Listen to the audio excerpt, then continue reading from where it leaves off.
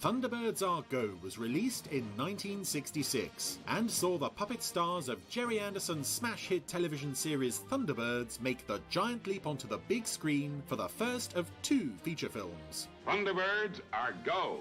Written by the Andersons themselves and directed by David Lane, the film follows the Tracy family of International Rescue as they provide security for the launch of Zero-X, a mammoth spacecraft that will carry mankind to Mars for the very first time. Despite the very best efforts of the Hood to sabotage the project, Zero-X successfully makes it to the Red Planet. I've always been fascinated by that phrase, life as we know it.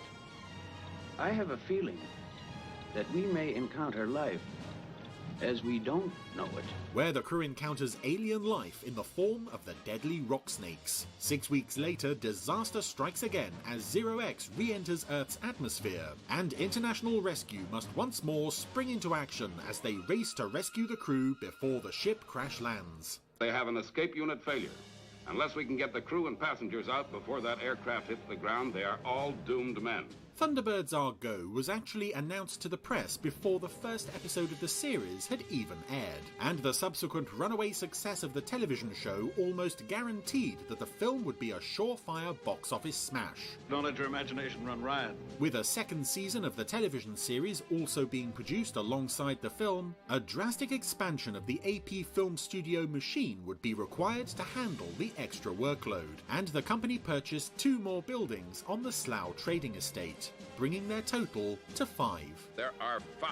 In particular, much time was spent preparing the puppets and rebuilding sets and vehicles to ensure that they would stand up to scrutiny when projected onto a large cinema screen. As a result, many of the shots of the puppets are framed to avoid showing their wires, and on the rare occasion any of them actually walk in this film, their legs are kept firmly out of shot. Yes, sir.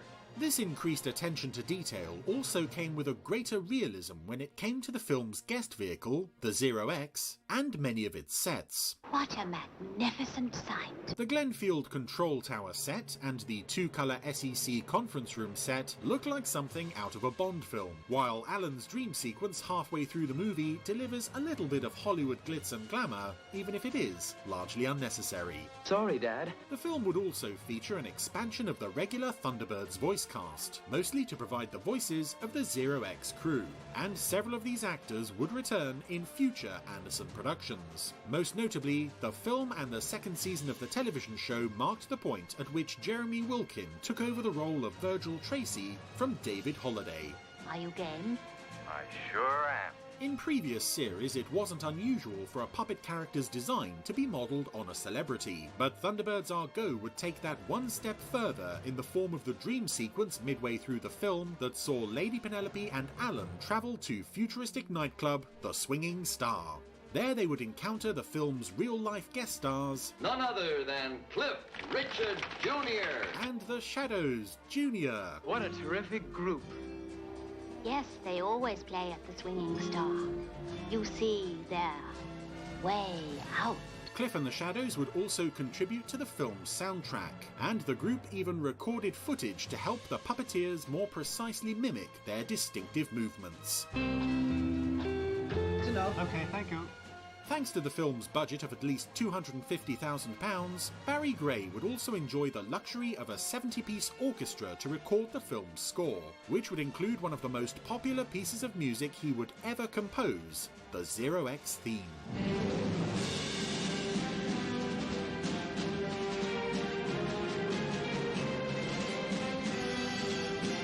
Since the departure of Arthur Provis, whose surname had provided the P in AP Films, the company's original name had seemed more and more like a holdover from a bygone age, and now it was time to find a name that better reflected their output. This is a tough one.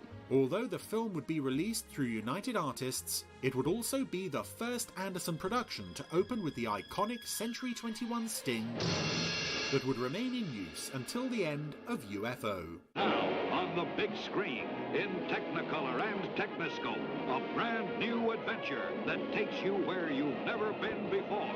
Thunderbirds Are Go! By By the time Thunderbirds Are Go finally hit the big screen, the television series that spawned it had already been cancelled after a second season of just 6 episodes. There was no violence. He just held me at gunpoint, tied me up, and locked me in the missile store. After failing to secure a US network deal, Lou Grade felt that it would be easier to sell a brand new show than further episodes of an existing one, and Thunderbirds on television came to an end. I don't think there's much point in looking for survivors, Parker.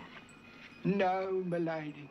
However, the Century 21 team was still hopeful that this might not be as ominous as it first appeared. And when Thunderbirds Are Go was premiered at London's Pavilion Cinema on December 12, 1966, it seemed certain that they had a box office sensation on their hands. Gee.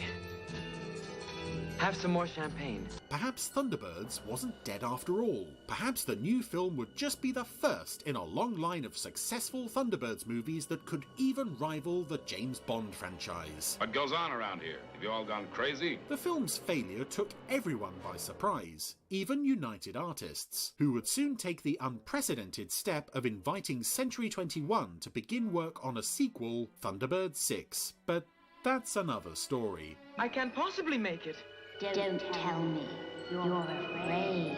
Thunderbirds Are Go received a mixed response from critics and fans alike when it was first released, and continues to do so to this day. I have 862 pages here, sir, which say just that. The film represents a superb technical achievement and delivers some of the most visually stunning moments of any Gerry Anderson production, but perhaps too much time is spent on the hardware. I'm afraid I can't answer that question. The film's biggest weakness is in forgetting that viewers had come to love the characters of the Tracy family just as much as the machines they piloted, but most of them are poorly served by this film. As far as we're concerned, the only good publicity is no publicity. International Rescue don't even appear for the first 20 minutes and aren't really properly needed until the final act, as any halfway competent security force could easily fulfill the role they play in the first half. Yes, sir, Colonel, sir.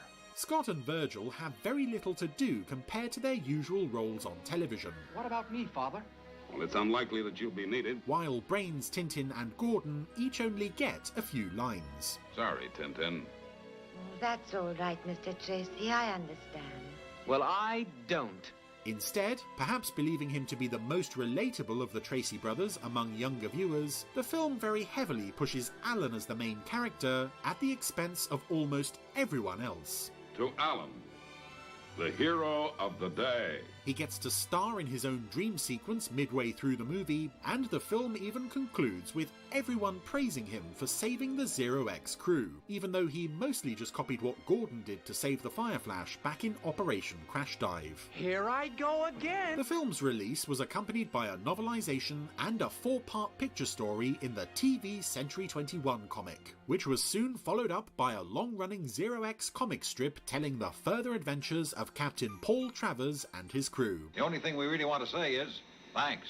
Over on the small screen, Captain Scarlet and the Mysterons debuted in September 1967, opening with a scene in which Captain Black of Spectrum discovers the Mysteron city while exploring Mars in a Zero X MEV. This would be a rare attempt by Century 21 to cross an element of one Anderson series over into another, although such crossovers frequently occurred in the pages of TV 21. Since the Zero X mission to Mars, there have been a number of peculiar happenings. But ironically, Zero X itself rather hinders the idea of a shared continuity between the television shows. Because if all the Supermarionation series are taking place in the same universe, then how come the human race of Fireball XL5 has established bases and space stations throughout the universe, but never thought to go to Mars until this film? We're missing something.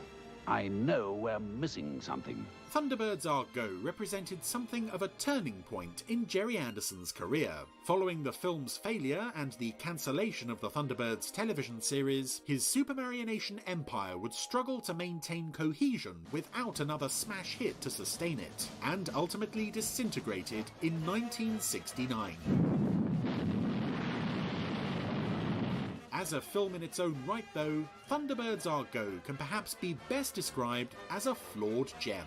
What the heck are you talking about? Its achievements are still hugely impressive more than 50 years after its release, and it remains a marvellous showcase for the work of the many talented people who made it. And may I add my thanks and congratulations too. Despite its flaws, the film remains a triumph for Anderson and his team, and for many fans, Thunderbirds Are Go represents the very pinnacle of the golden age of Super Mario Nation. FAP.